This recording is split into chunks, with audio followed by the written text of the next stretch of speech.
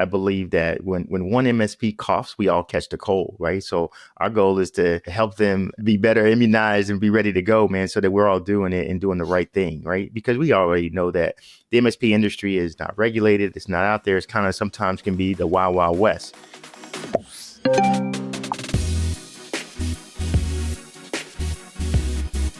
Hey, Channel Insiders. Welcome back to Channel Insider Partner POV.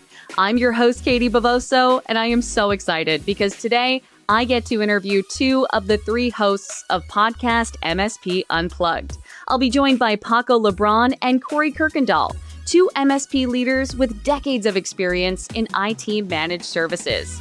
MSP Unplugged is all about helping other managed service providers run their IT businesses better.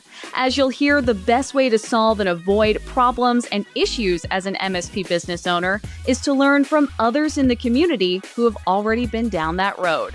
I'd now like to welcome Paco Lebron, CEO of ProdigyTeks and a member of the MSP Unplugged podcast. Welcome, Paco. Great to see you. Hello. How's everyone doing today? Really, really good. And joining you, we of course have your newest member of MSP Unplugged and a very well-known face and voice within the industry, Katie Kirkendoll, President and CEO of 5K Technical Services. Welcome, Corey. Hey, good to be here. Good to be here on a Thursday morning, man. So I'm loving it. We love that we have you. And of course, I do have to give a shout out to Rick Smith. He is the third musketeer of this trio for MSP Unplugged, CEO and founder of Renactus Technology. He was unable to be here today, but since he's not here, I do get to bully him that my LinkedIn request is still pending with him. So if you guys could let him know. I will let him know. Yeah. Did not come to play. But we miss you, Rick. Thank you for accepting that request now that you'll know about it. And thank you so much to the both of you for being here today. I have been wanting to do this for a while. And the reason that we couldn't do it was because our friend Paco got married over the last couple of months. So yes, you took the plunge. How is that feeling? How are you doing since then?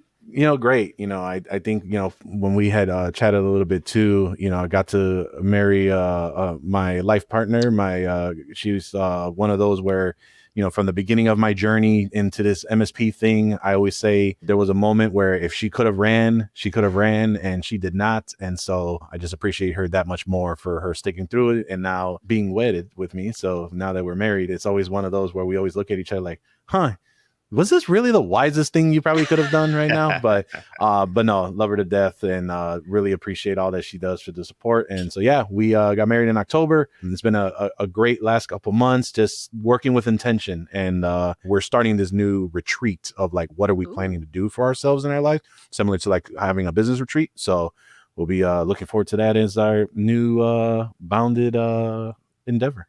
I like this. So a retreat for planning your intentions as a couple. If this is like you run your MSP, I feel like your marriage is going to be super squeaky clean. It's going to go really well. Congratulations again. And like I said, I'm so excited to have both of you here. What works out great now is now we have Corey as a part of the podcast. Now that you're a part of the team, you've been in a few episodes so far. I've been listening. Corey, talk to me about what it's been like for you with MSP Unplugged. And what I love about this podcast, first of all, is I'm sure what brought you over, because you guys are MSPs, you're solution providers in the channel, and you're out here with your podcast that's been going on since, I believe, 2021, giving other people advice on how to run their IT business. And I think it's fantastic. So, Corey, what has it been like since you came on board, and what attracted you to be a part of being a content creator? Yeah. So, I've been watching and hanging out with Paco and Rick for a minute, and I love what they do. And they know that I believe that when one MSP coughs, we all catch the cold, right? So our goal is to help them be better immunized and be ready to go, man, so that we're all doing it and doing the right thing, right? Because we already know that the MSP industry is not regulated. It's not out there. It's kind of sometimes can be the wild, wild west. And so whatever we can do to help strengthen, one, to keep our name in the MSP industry at the top of the list as it needs to be. We need to make sure that we're training and training this knowledge out there for a lot, right? I think one of the episodes we talked about is I look at MSPs and what we do is kind of like a church group, right? Somebody's either going through it, about to go through it, just coming out of it, or whatever it is. So we all have been there, and it's lonely at the top. And so sometimes, you got to get around other leaders, other like-minded people to just ask those questions and be free to say, hey, I'm having a challenge with employees. I'm having a challenge with finances, or what does a contract look like? And we just want to give them an outlet that they know they got somewhere somewhere to talk to, and we've been there before, and we're willing to share that information with them.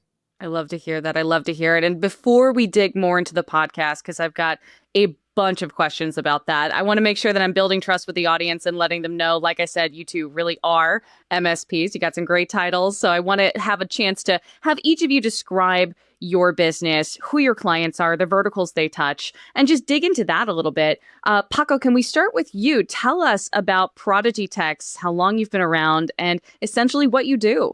ProdigyTeks, we are a managed service provider providing security focus, not an MSSP, as a lot of people are adopting those 4-letter acronyms. I know me and Corey can go back and forth on what that means, right? But I think that, our focus from the past 12 years that we've been around is really in the construction, manufacturing, and the employment law firm sectors. And really for us, really just diving into those businesses and really understanding that cybersecurity is not this big thing. It's really more of how do we make sure that you are defensible as possible so that you're not deemed negligent to your end users. And so that's what we try to strive for with all of our clientele. Love that. And talk to me, Corey, same question. Tell us about 5K, the kinds of customers that you have and the verticals they touch. Yeah, for sure. 5K Technical Services located in Allen, Texas. Been doing it now for about 16 years.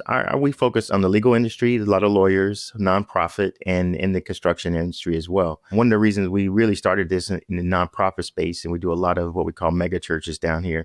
We are just like Paco. We are security first, not an MSSP, but an MSP that is very cognizant and lead with security and minded from that perspective, because we think that that's the most critical and important piece of how you guard and trust your data. And one of the reasons why we did it and started out with the religious organization is that we started out and wanted to bring big enterprise technology and support down to small, medium business and religious organizations from that perspective. And really, we looked at it as how do we use technology to better their business, to build and grow the kingdom in the way they needed to get done. And they had a big need, and we were able to fill that for them. And on the flip side, we have the lawyers and the construction side, because they all have a need and a dependency on technology, and they have the understanding of where we want to go. One, they're a professional service organization, but they also rely on technology. So it's an easy conversation when they get it to say, hey, how do we move forward?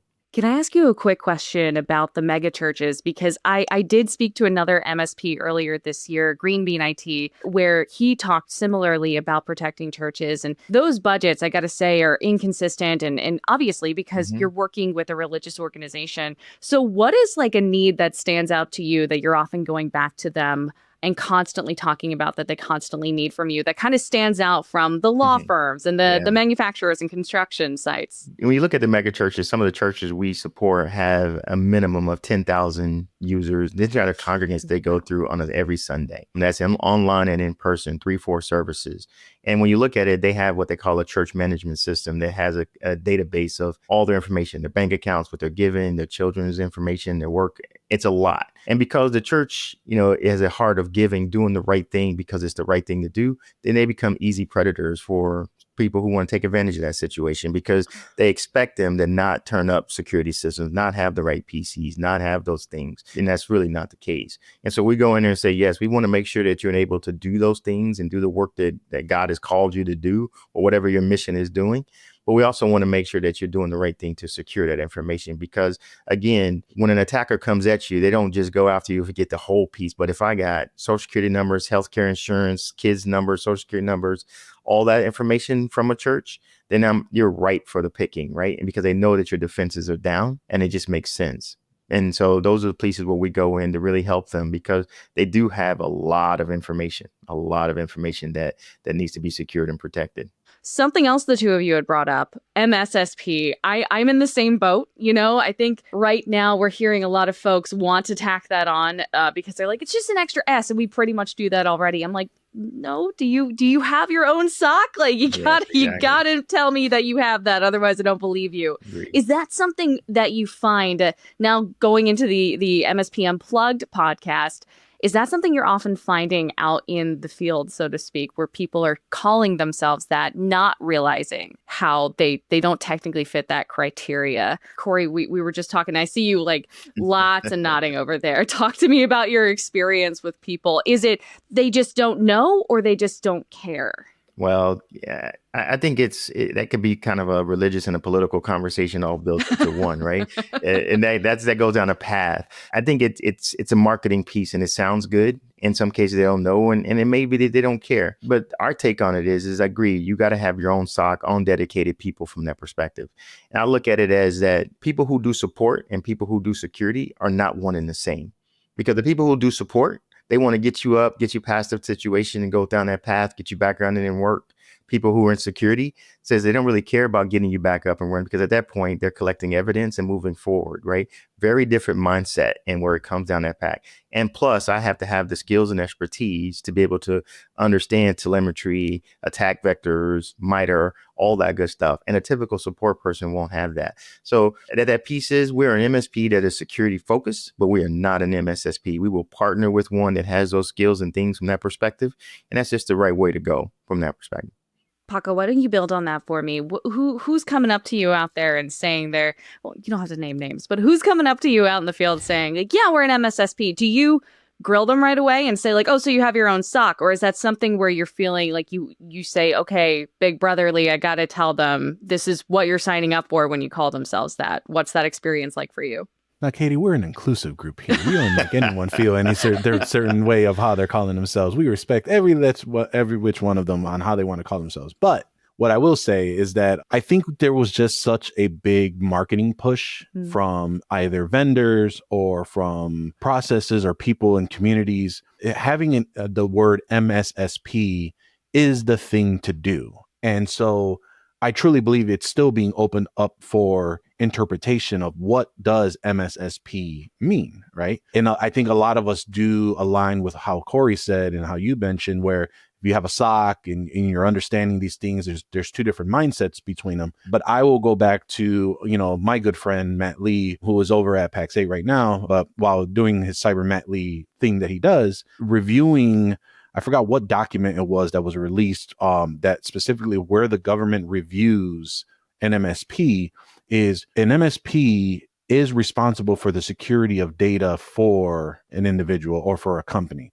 So if an MSP is responsible for security, there is no such thing as an MSSP, because the MSP should be focusing on security items. I am paraphrasing. So, if Matt Lee believes I said that wrong, definitely correct me. But this was a great session where I was listening, because he was talking about how, you're filling out these cyber insurance questionnaires and things of that nature, where you don't want to improperly represent yourself because there may be other assumptions associated with those 4-letter acronyms, right? And so for me, those that say they are MSSP, I listen, I hear what they're talking about, but it's not my place to tell them, hey, you're wrong, because I think that we still have not defined what an MSSP is. I just happen to know that I'm not going to classify myself as one, and we are doing the security focus, because I truly believe in this day and age, you cannot be an MSP and provide managed services without considering the cybersecurity piece of it, because your end client still believes you're doing it, quote unquote, all. So it's your responsibility to show them what can be done. And if they deny it, then that's a whole nother conversation. Preach, brother, preach. Yeah. Take us to church. Take us there. You sound very similar to, I was talking to Henry Tim earlier this year from Phantom, and he is another MSP, part of the tech degenerates, where he's very big on potentially, not a very popular idea, but wanting there to be more regulation within the MSP industry, because there is not a very high bar. People can kind of come in and almost call themselves whatever they want to a certain extent and not know any better. The person that doesn't help is the end user, the person who, the business who is relying on you to keep them safe and to keep them up to date and keep them secure. So I do think that is an important conversation we should be following when we get into 2025 of, are there going to be more regulations? Are there going to be more of a crackdown? And I look forward to seeing how that conversation escalates, because we know it will. Now that we've dug into a little bit more about your professional anecdotes and some of the things that you're focused on, I think that gives the audience a great idea of what MSP Unplugged is about. But let's dig back into the history of it. This is a podcast. You're also on YouTube, so a video podcast, I would venture to call it. This is something that's been around for several years now. But Paco, it's really your brainchild. It was something that you brought to the table after you had a pretty negative experience at some of the events that you were going to and felt that MSPs like you were not being heard. Can you walk us through the history and kind of the conception of MSP Unplugged?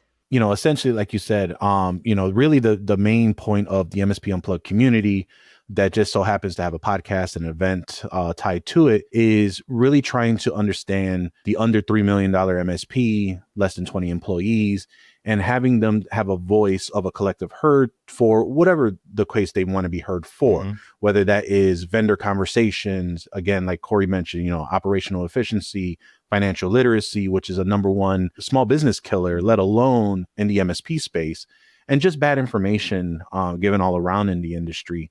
And so back in like 2015 is really where the podcasting has kind of built into this new form. And so in 2015, we were at a well-known event. I will not say any names of what the event was. And there was a panel that was going on at the time.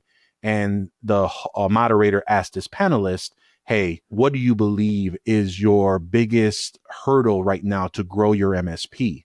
And without skipping a dime, he says, hey, it is the solopreneur MSPs. It is. And then he began to associate terms with a solo run MSP, Pizza Tech, Man in the Van, Trunk Slammer, Johnny Ponytail. And so what he did not elaborate, and I'm assuming, he did not mean this in malintent, is there are those that don't care about their clients and they're doing these things fly by night. They're charging a rate, they get burnt out, and then they exit with no remorse, leaving the client kind of open to knowing no more, no less.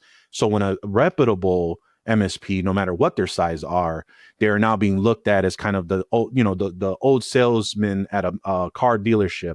They always have that stigma where salesmen at a car dealership, you can't go in there, which that's changed too. But, there's always that stigma of, am I going to get the proper value and information from you? And so when that comment was made in the group, which probably 2/3 of the audience were running their business themselves, it kind of left a lot to be wanted. And so there was a dinner later that night that said, hey, what if we threw something for ourselves? Right. And so there was an independent vendor at the time. They had a little small event. And so during this time, me and my former business partner, Jeff Hallish, started to think maybe there's a way for us to really do this differently. And so we belonged to another network. A couple years later, we then decided to throw TechCon Unplugged, which then tied into our MSP Unplugged podcast. And really, it was just an adoption of that podcast from where it was and renamed and rebranded. So, according to Amy Luby, we're the longest running MSP podcast. And, if there's any word I'm going to take from a veteran is Amy Luby, Carl Pelachek, or Eric Simpson. So the fact that she said we're the longest running MSP podcast, I'm going to take it. But really the guise of that was we just kept getting tired of seeing two scenarios. One, as I mentioned before, the under 3 million, less than 20 employees, even if they're running it solo, we're not getting the love that they should be getting because the technology has advanced so much, which back then wasn't really viewed at that point.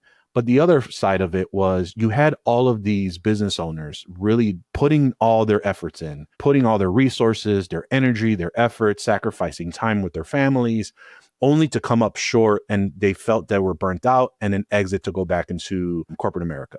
And so what we realized is, again, mentioning of operational efficiency, financial literacy, but just bad information at the time. Hey, buy these tools and you're going to make it. And so they would overstretch themselves and overextend themselves to a point where they just couldn't make it happen. And they had to do what was right for themselves and for their families. And it was just something that just did not sit right with me, having gone through my own struggles to try and start the business and make it stabilize and expand in the way that it is now.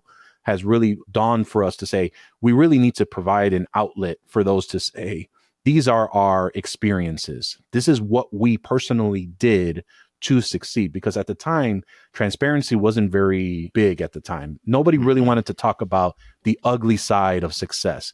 No one wanted to talk about where they were issued a lawsuit for a bad loan and now they have to figure out, all right, what do I got to do?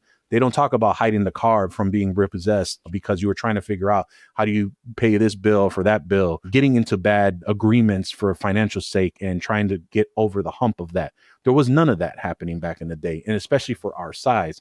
And for those that had made it, did not follow the, there's this saying where they say, if you are able to take the elevator up for success, it's your obligation to send that elevator back down.